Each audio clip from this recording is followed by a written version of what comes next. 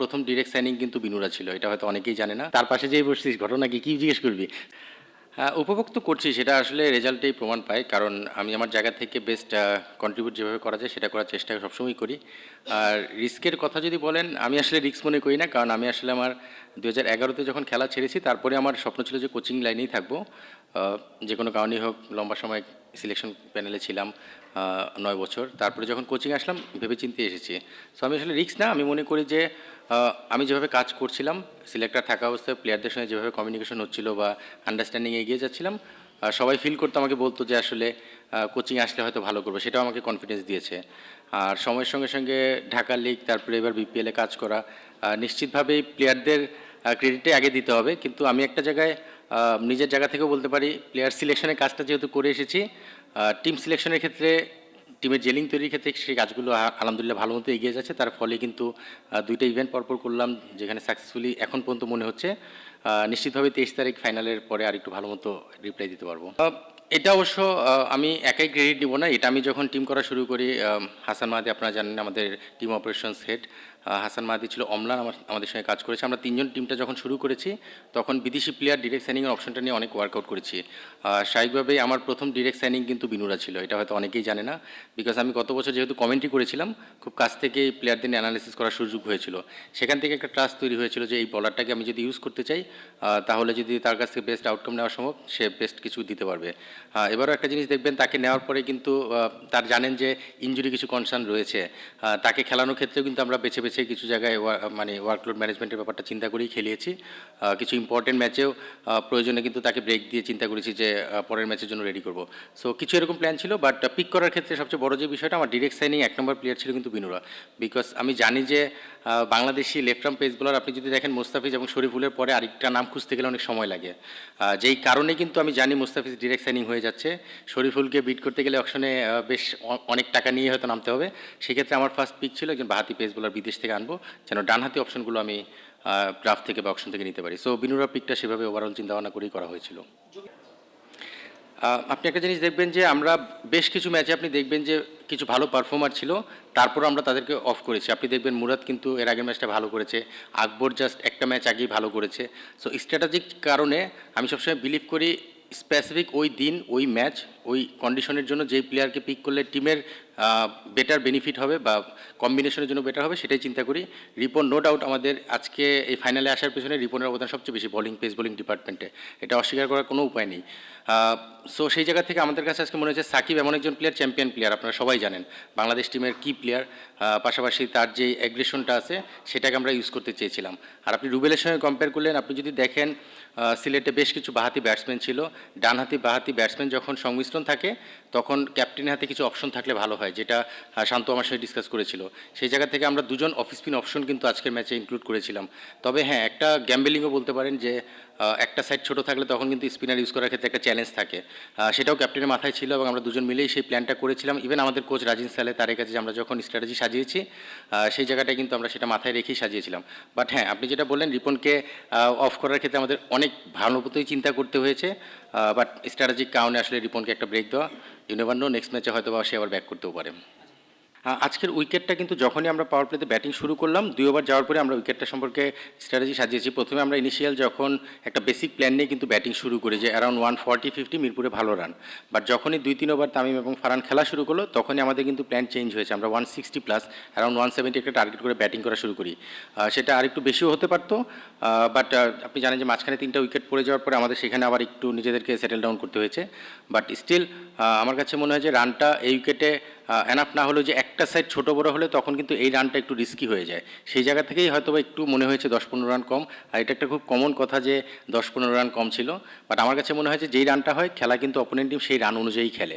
But হ্যাঁ, এই রানটার সঙ্গে আরও 10-15 রান বেশি করার সুযোগ ছিল যদি ওই মুহূর্তে 3টা উইকেট পরপর না পড়তো। আমার কাছে মনে হয় যে আমাদের বলিং এবং ফিল্ডিং আপনারা সবাই দেখেছেন পুরো টুর্নামেন্ট জুড়েই। ফিল্ডিংয়ের আমি একটু আলাদাভাবে বলতে চাই আপনার এই কোশ্চেনকে রিলেট করে। সেটা হলো, ফিল্ডিংয়ে আপনি দেখবেন আমাদের ক্যাচ এবং গ্রাউন্ড ফিল্ডিং, আনফর্চুনেটলি আমরা ডিরেক্ট হিটে কোনো রান আউট করতে পারিনি, এটা নিয়ে আমরা মজা করি রেগুলার।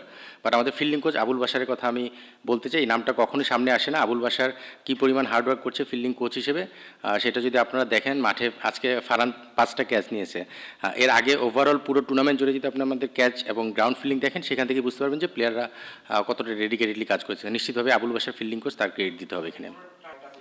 আমার কাছে মনে হয় ইমন যখন ব্যাটিং করছিল তখন আমরা কিন্তু সবাই একটু নার্ভটাকে ধরে রাখার চেষ্টা করেছিলাম, কারণ আমরা জানি যে ইমন এমন একজন অ্যাটাকিং ব্যাটসম্যান, সে যদি ইনিংস ক্যারি করে তাহলে ডিফারেন্স তৈরি করার মতো ক্যাপাবিলিটি তার আছে। ইমনের রান আউটটা আমার মনে হয় আজকের ম্যাচের টার্নিং পয়েন্ট নিশ্চিতভাবে বলতে হবে। আর আমাদের ব্যাটিং জায়গা থেকে যদি বলি, আমার মনে হয় যে কেইনের যে ইনিংসটা, কেইন উইলিয়ামসন, তাকে যেই কারণে আমরা পিক করেছি এটা নিয়ে অনেকেরই অনেক ডাউট ছিল, বাট আমার টিম স্ট্র্যাটেজিতে আমি যখনই দেখেছি যে আমার উপরের থেকে একটু রানের একটু স্ট্রাগল করছি, তখনই কিন্তু কেইনকে ইনক্লুড করার অপরচুনিটি পেয়ে সেটা আমরা গেইন করেছি, এবং কেইনের ইনিংসটা নিশ্চিতভাবেই আমাদের আরেকটা ব্যাটিং ডিপার্টমেন্টে টার্নিং পয়েন্ট হতে পারে। নিশ্চিতভাবে এই ধরনের দুজন এক্সপিরিয়েন্স প্লেয়ার যখন উইকেটে থাকে তারা জানে কি করতে হয়, এবং সেটা এক্সিকিউট করার ক্ষেত্রে তাদের প্ল্যানটা, যেহেতু দুজন একসঙ্গে রেগুলার খেলে, মানে লম্বা সময় একসঙ্গে খেলেছে, তারা প্ল্যানটা সেভাবে সাজিয়েছে। আমি যখন স্ট্র্যাটেজিক টাইম আউটে গিয়েছি, স্বাভাবিকভাবে তাদের সঙ্গে বিষয়গুলো ডিসকাস করেছি, তারা নিশ্চিতভাবেই তাদের প্ল্যানটা সাজিয়ে সেটা এক্সিকিউট করার চেষ্টা করেছে। হ্যাঁ, উইকেট পড়ে গিয়েছিল, সেটার একটা প্রেশার এসেছিল, বাট ওয়ার্ল্ড ক্লাস প্লেয়াররা যখন একসঙ্গে ব্যাটিং করে তারা নিজেরাই প্ল্যান সাজাতে পারে, সেখানে আসলে খুব বেশি বলার কিছু থাকে না, এবং এক্সপিরিয়েন্স প্লেয়ার যে কোনো ফর্মেটেই যে কী রোল প্লে করতে পারে, আজকে নিশ্চিতভাবে তাদের এই পার্টনারশিপটাই সেটা প্রমাণ করে।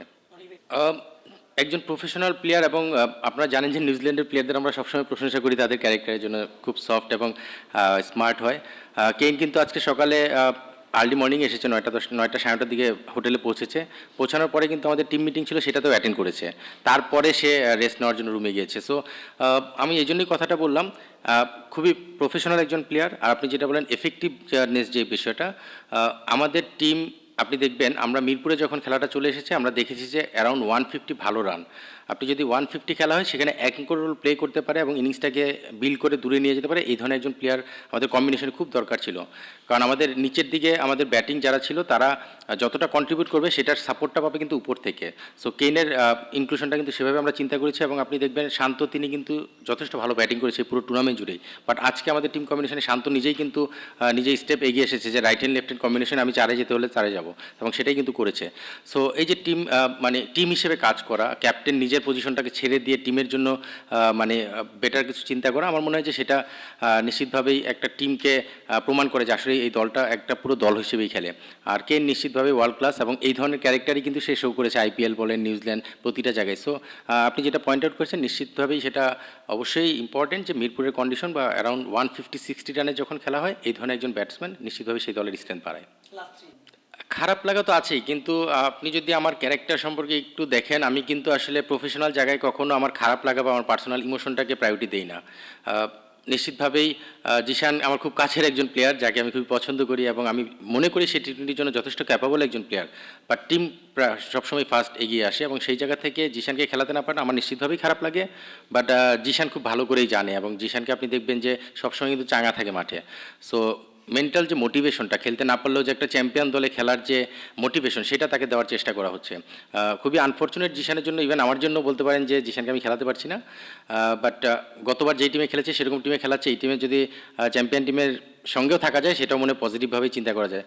জিশান সেটাকে সেভাবেই চিন্তা করছে। আমি আসলে সবচেয়ে বড় জিনিস, আমি কিছু মানুষের ক্রেডিট দিতে হবে।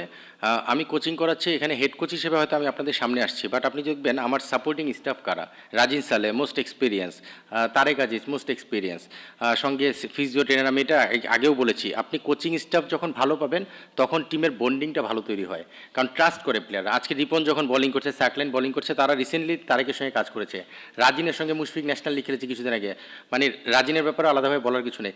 এই যে কোচিং স্টাফ, এদের এই ট্রাস্টের কারণে টিমের মধ্যে একটা জেলিং বা বন্ডিং তৈরি হয়, আমার কাজটা অনেক সহজ হয়ে যায়। যে হেড কোচ হিসেবে তখন আমার কাজ থাকে পুরো টিমটাকে এক করার জন্য, যেভাবে কোঅর্ডিনেট করা। সো নিশ্চিতভাবে টেকনিক্যাল অনেক বিষয় থাকে, সেগুলোতে আমি আমার রোল প্লে করার চেষ্টা করি, বাট আমার সাপোর্টিং যারা রয়েছে তাদের কারণে আমার কাজটা অনেক সহজ হচ্ছে। ইভেন আবহানিতে আপনি দেখবেন তারেক আমার সঙ্গে ছিল, ইফতিসান, এরাই ছিল। ইভেন টিম বয়দের কথা বলতে হবে, এই 4জন টিম বয় আমার আবহানিতেও ছিল।